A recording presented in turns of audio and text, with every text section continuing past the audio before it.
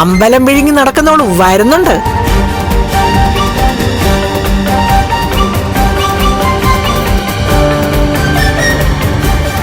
D, മോളെ തിരിച്ചു കിട്ടിയതിന് നീ ദൈവത്തിനോട് നന്ദി പറഞ്ഞോടി. ഞാൻ പറഞ്ഞല്ലോ, ജനിച്ചപ്പോ മുതല് എനിക്കെന്റെ കുഞ്ഞിനെ അറിയാം. മോളെ ആര് വേദനിപ്പിച്ചിട്ടുണ്ടോ അവർക്കൊക്കെ ഇത്തിരി വൈകിട്ടാണെങ്കിലും തിരിച്ചടി കിട്ടിയിരിക്കും.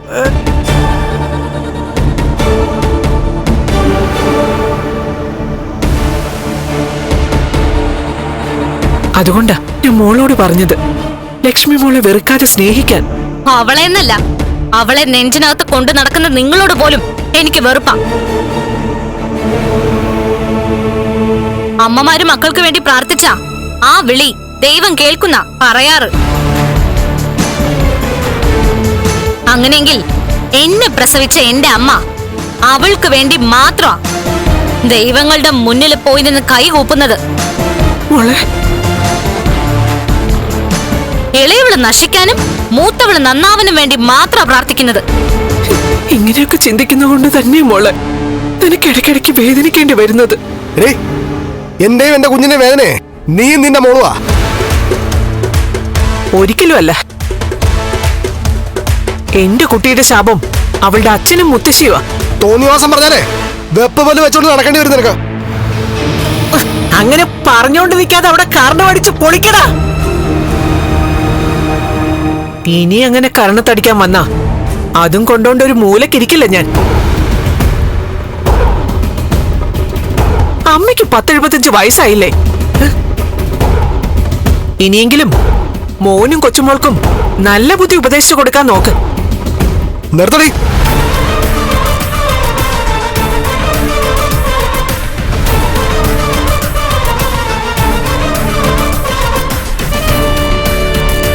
അമ്മയെ ഉപദേശിക്കാറായോ നീ?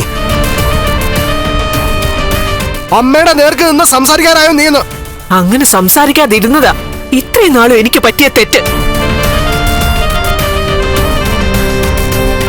നിങ്ങൾ രണ്ടാളും കൂടെ പക്വതയില്ലാത്ത എന്റെ മോളെ തെറ്റായ വഴിയിലേക്ക് കൊണ്ടുപോയിക്കൊണ്ടിരിക്കുക. മോളെ ഇല്ലാതാക്കി കളയുക. നിർത്താനില്ലേടി നിന്നോട് ഞാൻ പറഞ്ഞേ. നിന്നെ ഞാൻ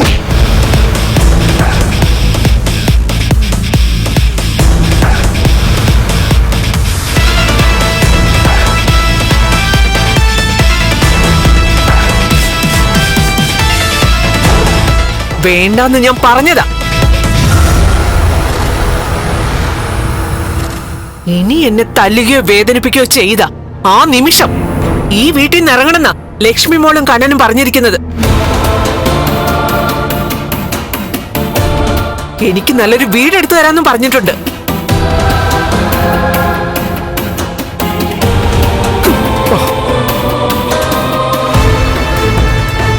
മടുത്ത് നടക്കാം ഞാൻ. അതുകൊണ്ട് നിങ്ങളുടെയൊക്കെ വായിലിരിക്കുന്നത് കേൾക്കാതെ ഒറ്റയ്ക്കാണെങ്കിൽ ഒറ്റയ്ക്ക് മനസ്സമാധാനത്തോടെ ജീവിക്കണമെന്ന് എനിക്ക് ആഗ്രഹമുണ്ട്. മനസ്സിലായോടാ പ്രതാപ?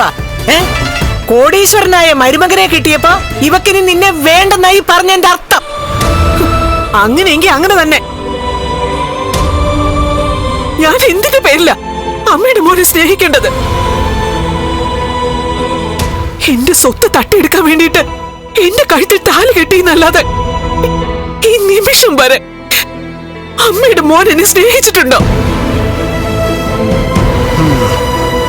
എന്റെ കാര്യം പോട്ടെ, എന്റെ കൺമുമ്പിൽ വെച്ച് എന്റെ ലക്ഷ്മി മോളെ കൊല്ലാതെ കൊന്നിട്ടില്ലേ അമ്മയുടെ മോൻ?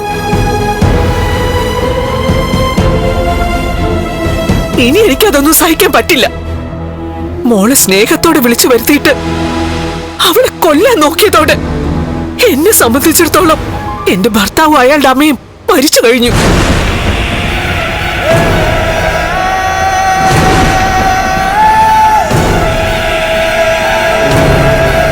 അതുകൊണ്ട് ദേഹത്ത് തൊട്ടുള്ള കളിയൊന്നും വേണ്ട.